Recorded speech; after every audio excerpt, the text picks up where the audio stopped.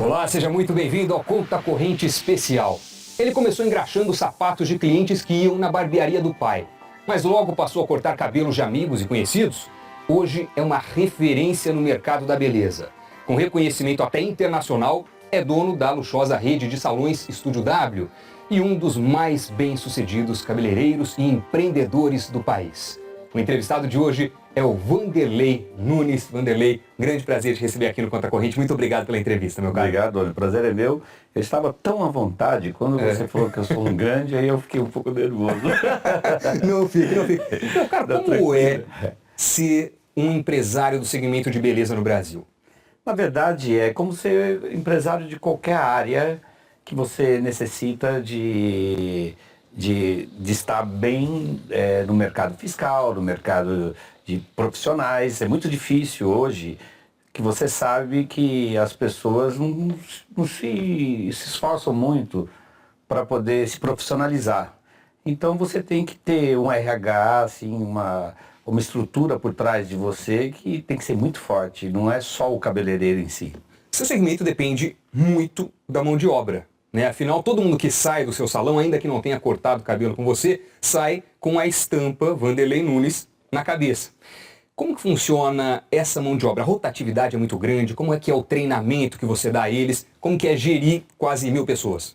Na verdade, a gente trabalha com vaidade. E todo trabalho que a vaidade mexe com as pessoas, você tem que ter uma psicologia muito grande, porque você acaba criando monstro ou você pode criar um profissional. Então, antes que isso aconteça, a gente tem uma preocupação muito grande em entender como que é a pessoa, porque nós não conseguimos, de forma alguma, ninguém consegue pegar o melhor profissional, a pessoa que tem maior facilidade de ser um grande profissional. Mas não adianta isso, ele tem que ser humano. O ser humano, a gente consegue fazer ele ser nosso sócio, a gente faz com que ele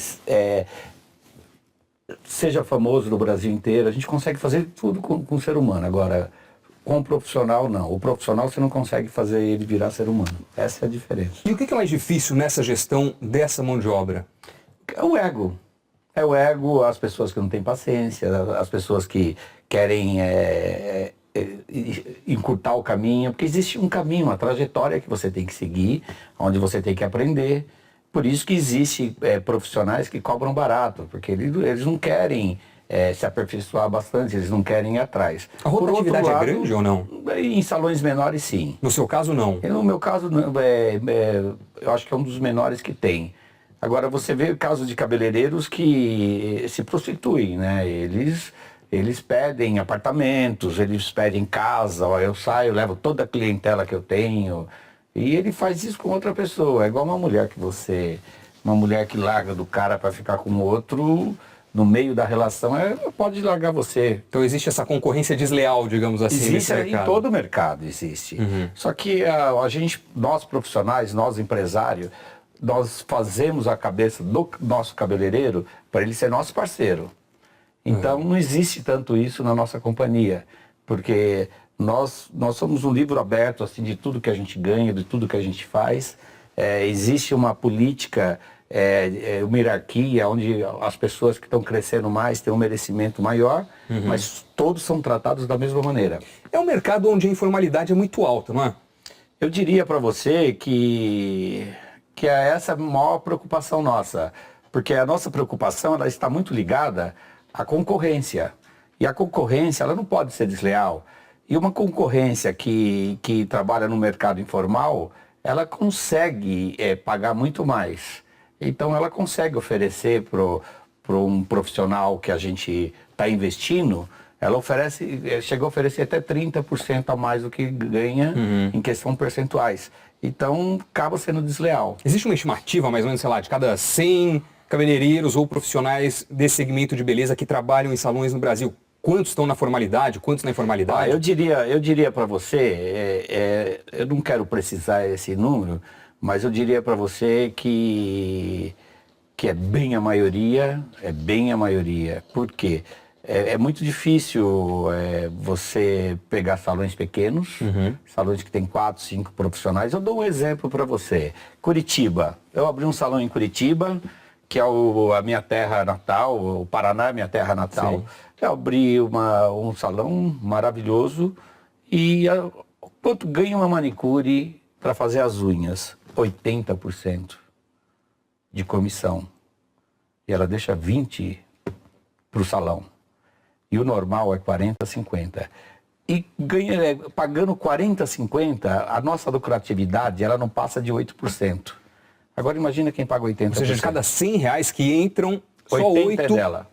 80, passam a ser lucro seu, só 8 do 100. Só 8 do 100 hoje aqui em São Paulo.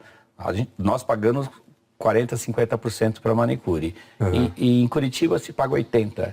Para um cabeleireiro que a gente paga 40, 50%, que praticamente é nosso sócio, que é uma empresa contratada que a gente contrata, que é um PJ, nós ganhamos 8%. Em Curitiba é 70%, 80%. Quer dizer, o Paraná inteiro é assim. Então eu vejo, cada estado trabalha de uma maneira. Cada estado tem uma política fiscal. Cada estado tem uma política empregatícia. É uma coisa, é uma mistura de negócios que você não pode classificar o Brasil como um país que tem evolução técnica, profissional e que possa adquirir lá fora um padrão respeitado. Como se compara, por exemplo, o mercado de salões de beleza e dos profissionais que trabalham neles no Brasil com os salões de Nova York ou de Londres, por exemplo? Eu acho que os profissionais, por mais que eles não tenham incentivo do governo de ter cursos gratuitos, existem muitas empresas, Sebrae, Senac, Associação Brasileira dos Cabeleireiros, Indústria e Comércio, incentiva bastante, tenta cuidar o máximo possível, mas existem muitas pessoas se profissionalizando. Eu estou agora investindo, fazendo 2 vezes por semana aulas para o Brasil inteiro, onde eu pego profissionais do Brasil inteiro, profissionais já renomados nos seus estados, eu pego na mão deles e falo assim, assim, assim, assim, assim, assim, e eu faço com que, fora a aula técnica, eu faço com que eles aprendam a política que nós usamos, que dá certo, a política de tratar bem o cliente, a política de tratar bem o profissional, porque o nosso grande segredo profissional e brasileiro, o brasileiro é muito dado, assim, brasileiro é uma pessoa que é muito criativa. Então eu considero, respondendo a sua pergunta mais diretamente, eu considero a sua pergunta bem oportuna e em questão a diferença. Por quê? Porque nos Estados Unidos, em Londres, Paris, que eu conheço bem o mercado, os salões são mais exigentes. O governo é mais exigente. Aqui no Brasil, se a mulher quiser começar a fazer unha amanhã em salão e ela souber fazer unha, ela é manicure. Amanhã, se ela quiser ser cabeleireira, ela sabe cortar um cabelo e algum salão vai pegar ela para trabalhar. Então não tem uma certificação, uma OAB dos cabeleireiros, por exemplo. Não tem uma certificação. Eu fui agora citado na revista Bazar americana como um dos melhores do mundo. O nosso salão como um dos melhores do mundo. Eu recebi prêmio Berlim como um dos melhores do mundo. Mas se eu for nos Estados Unidos, eu vou ter que começar do zero. Eu vou ter que fazer 2 anos de curso para poder trabalhar. Não vai poder chegar lá, mesmo com todos esses anos de carreira, reconhecimento internacional, você não pode chegar lá com uma tesoura e começar a cortar cabelo. De jeito nenhum, de jeito nenhum. E outra coisa, pelos impostos que fórum paga, como Londres, Paris, Nova York, os próprios Estados Unidos inteiro, que tem políticas diferentes de estado por estado, como aqui. Mas existe um limite onde as pessoas colocam um padrão parecido. Pelo investimento que eles fazem, com certeza os impostos, como já certifiquei, é muito mais barato, mas todo mundo paga, né? É diferente daqui. Wanderley, aqui no Brasil, o brasileiro tem uma paixão por beleza. O mercado de cosméticos é um mercado extremamente abundante. A gente vê os números do número de novas unidades de salões também é explosivo. 7 mil salões, nós estamos falando... Por mês? Por mês, novos salões. Pois é, como é que um salão se torna uma referência? O que diferencia a gestão adequada de um salão de um outro empreendedor que não consegue ir para frente? Por que você deu certo? O que diferencia é a diferenciação. Você criar alguma coisa diferente do que as outras estão fazendo. Tá. Por exemplo, nós descobrimos a água. Tá? Então, nós estamos usando uma água filtrada para o cabelo. É uma coisa a mais. Nós descobrimos que a pessoa gosta de ser respeitada, a pessoa gosta de ouvir bastante, a pessoa... que o cabeleireiro tem para falar antes do corte. Não adianta você ficar 1 hora no corte de cabelo. O que adianta é você entender o que a pessoa quer. O cabeleireiro é um facilitador na vida da mulher. Ele não pode ser um complicador. Então, existem muitas mulheres que vai ao cabeleireiro e o cabeleireiro na hora, com aquela maneira dele toda expressiva, você tá linda, e a mulher realmente ficou bonita, mas quando chega em casa é uma outra realidade. Então nós estamos preocupados com tudo isso. Então essa é a nossa questão de crescimento sólido, investir no ser humano, ensinar para o ser humano não é só cortar cabelo, ensinar a respeitar a pessoa, ensinar a pessoa, a palavra que o ser humano mais gosta de ouvir no mundo, você sabe qual é? Qual? É o próprio nome. Então eu falo, Doni, eu falo isso com sentimento, com carinho, coisa que na rua ela não ouve isso. A gente tenta dar a maior limpeza em tudo, alicate descartável, nós trouxemos assim aparelho de hospitais que esteriliza 100%, nós investimos em que a manicure faça cursos, nós investimos que os cabeleireiros viajam, nós investimos que o cabeleireiro dá aula, porque dá aula é uma coisa muito importante, você sente a responsabilidade muito maior ensinando do que qualquer maneira que você tem para aprender. Como é o chefe Vanderlei? Chefe Vanderlei. O chefe, gestor... Como você se define? Eu não sou eu acho que eu sou a pessoa mais humilde, me tornei uma pessoa mais humilde. Eu acho que quando eu comecei a trabalhar, eu não era preparado para a vida. Eu fui uma pessoa que passei fome, eu sou uma pessoa de família humilde, eu não era preparado para a vida. Então eu acho que era um pouco machucado, era um pouco grosso. Aí com os 23 anos, 24 anos, eu percebi que Deus era tão bom para mim e por que eu não era tão bom para as pessoas? Eu me tornei assim outra pessoa, me tornei uma pessoa mais realizada e comecei a tratar o ser humano como ser humano. Então eu vejo que aquela coisa de imponência, aquela coisa, eu corto o cabelo de tal pessoa, isso é uma bobagem, é uma ilusão. E eu tento ser o profissional. O que fez eu crescer eu acreditar nos meus profissionais. Porque se eu não acredito nos meus profissionais, eu vou trabalhar sozinho. Então eu vejo o mercado, existem alguns cabeleireiros que são famosos, mas eles querem as melhores atrizes para eles querem as melhores reportagens para eles querem ser a estrela do negócio. Eu não quero ser a estrela. Eu quero que a empresa seja a estrela. Então essa é a diferença do Vanderlei Nunes. Eu não gosto de falar terceira pessoa, pelo amor de Deus. Essa coisa que o Pelé faz. Eu adoro assim, a pessoa que tem segurança do que está falando, mas essa diferença Vanderlei, tá? E W é essa. As pessoas se espelham em mim. Então, se elas querem se espelhar em mim, a primeira exigência que eu faço é que ela seja humilde. Vanderlei, a gente já continua essa conversa. Vamos fazer agora uma pausa para um intervalo bem rápido e na volta eu continuo o bate-papo com o Vanderlei Nunes. Vamos falar um pouco sobre o começo de toda essa trajetória de sucesso. Conta Corrente, volta já.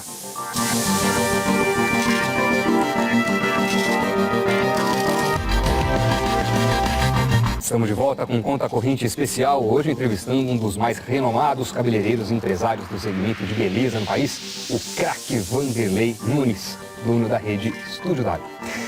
Vanderlei, você hoje é o cabeleireiro predileto de atrizes famosas, de grandes celebridades, empresários, ex-presidentes. Gisele Bündchen recentemente te citou como o cabeleireiro predileto dela no Brasil. Agora, toda essa história tem um começo muito diferente dessa fotografia que a gente vê hoje. Antes de cortar cabelo, o que você já fez da vida? Eu, aos 7 anos de idade, eu comecei a vender sonho e coxinha. E eu em Maringá, no Paraná. E eu vendia para minha tia uma coxinha maravilhosa, uma delícia. E eu já senti que eu era um bom vendedor. Aos 9 anos, meu pai não deixava ficar me empinando pipa, não, você vai trabalhar comigo. Filho caçula de 9. Aí ele falou, era meio dura a vida, você vai trabalhar comigo.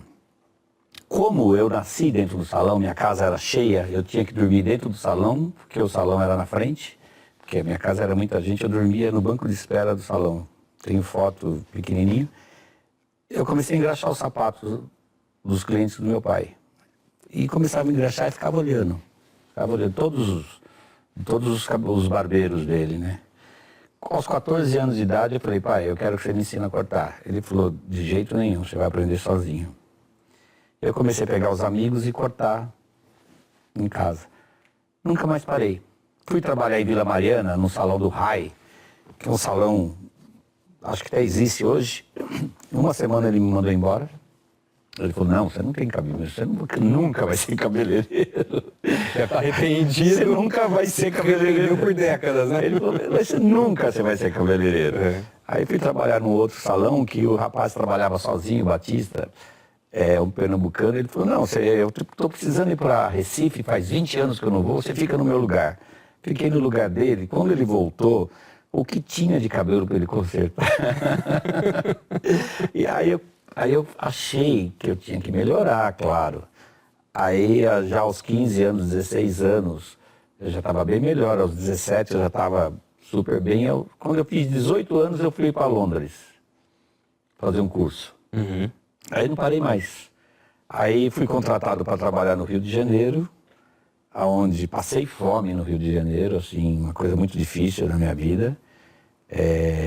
Por quê?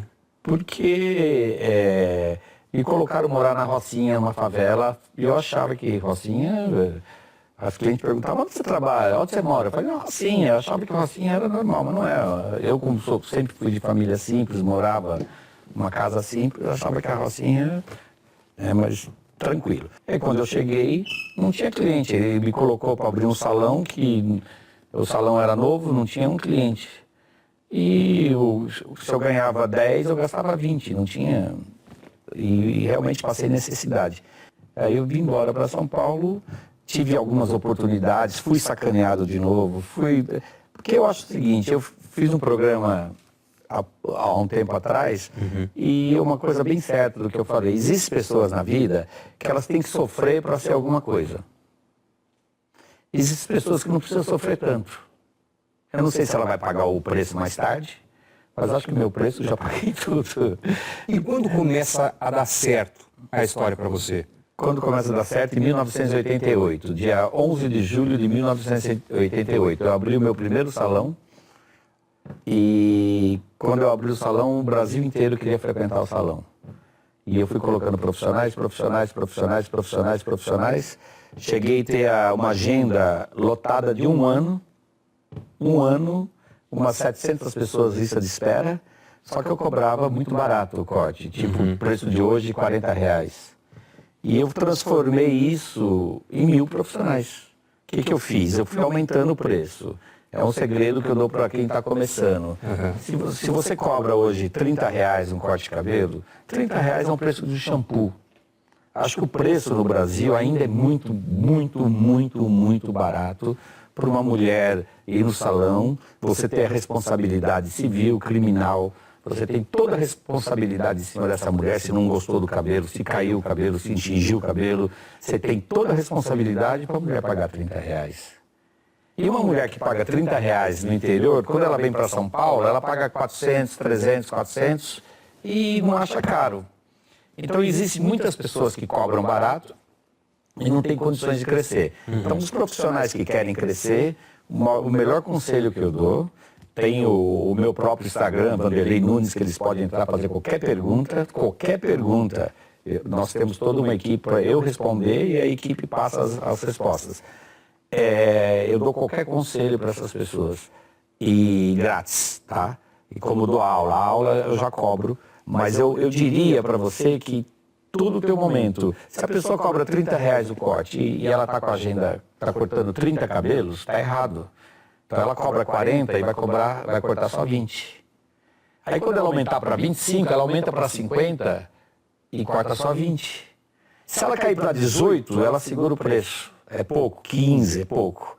Aí ela vai aumentando de novo. Então você aumenta de acordo com a oferta. Preço para ter sempre a mesma demanda, a mesma intensidade de trabalho. Oferta é procura. E procura inventar. Coloca um computador na frente da bancada, coloca uma televisão, coloca uma água mineral, coloca, sabe, um chá gelado, sabe? Sempre alguma coisa que diferencia de outros salões. Marca horário. Hoje eu faço uma coisa muito inteligente. Eu estou achando que a situação do país, ela está muito esquisita para todo mundo. E quando eu corto cabelo de empresários, eu mesmo ouço coisas que eu falo, nossa, eu acho que esse cara vai se suicidar hoje. Gente, ele não vem aqui a próxima vez para cortar cabelo, não. Ou esse cara está indo embora do Brasil. É muita reclamação, é muita gente infeliz no país. Eu nunca vi na minha vida, eu sou empresário há 35 anos, eu nunca vi tanta gente reclamando o tanto que está reclamando. Eu não estou falando de partido, não estou falando de política, eu não estou falando de impostos, estou falando no geral. Muita gente indo embora. Quando eu vejo as pessoas que realmente eu quero que seja minha cliente, o que eu faço? A cliente paga um X para cortar o cabelo. Se ela vem no período de 2 meses, ela paga manutenção. Então, essa é minha cliente. Fazer um retorno, né? É um retorno. Essa cliente merece. E o corte sai quase 40% mais barato. Então eu acho que o cabeleireiro tem que mexer com essa política econômica de uma maneira sábia, porque se ele não mexer, o mercado vai desgringolar e é para todo mundo. E se diferenciar, como você falou, né? Lá no começo, uma das estratégias para dar certo é a diferenciação. E você deu aqui um monte de dicas de coisas diferentes que o empreendedor nesse segmento pode fazer. Qual é hoje o seu sonho? Você que já passou por todas essas dificuldades que você citou, hoje está estabelecido, tem um número bom de unidades, cobra muito. Quanto você cobra hoje para fazer um corte, por exemplo? A manutenção deve sair uns 250, o corte 450. O primeiro corte que você fez, R$10. Lá no começo da carreira. Preço de hoje. Você vê, tanta coisa aconteceu, já é um sucesso internacional. Qual é o seu sonho agora? O que você pensa olhando para frente? Meu sonho é dar aula e pegar a pessoa e passar tudo que eu sei, e fazer essa pessoa crescer profissionalmente. Hoje existem cabeleireiros no mercado, como o próprio Marcos Proença, que era uma pessoa que me assistia, que trabalhava comigo, era meu assistente. Olha que orgulho eu tenho hoje ele ser um grande cabeleireiro. E ele me reverencia, e eu reverencio ele. Existem outros cabeleireiros que estão em São Paulo trabalhando muito com uma clientela gigante, que eu fico feliz. Eu não fico feliz o cabeleireiro que trabalhou comigo sair e não se dar bem. Então eu quero pegar essas, eu sei que eu tenho potencial para formar quantas pessoas for necessário, com o tempo que eu tenha condições de atender, e fazer essas pessoas crescerem, crescer como eu cresci. Eu acho que não é difícil. Eu acho que na vida você tem que ser comprometido no que você faz. Você tem que ter comprometimento, 100% de comprometimento. Você tem que ser uma pessoa perseverante, uma pessoa que goste do que faz. E para você deu muito certo, vai continuar dando com certeza. Essa conversa poderia durar mais 1 hora, tema não falta. É verdade. Vanderlei, meu caro, um grande prazer, muito obrigado. Desculpa a entrevista aqui da tesoura hoje. E a você em casa, muito obrigado pela companhia e até o próximo Conta Corrente. Tchau.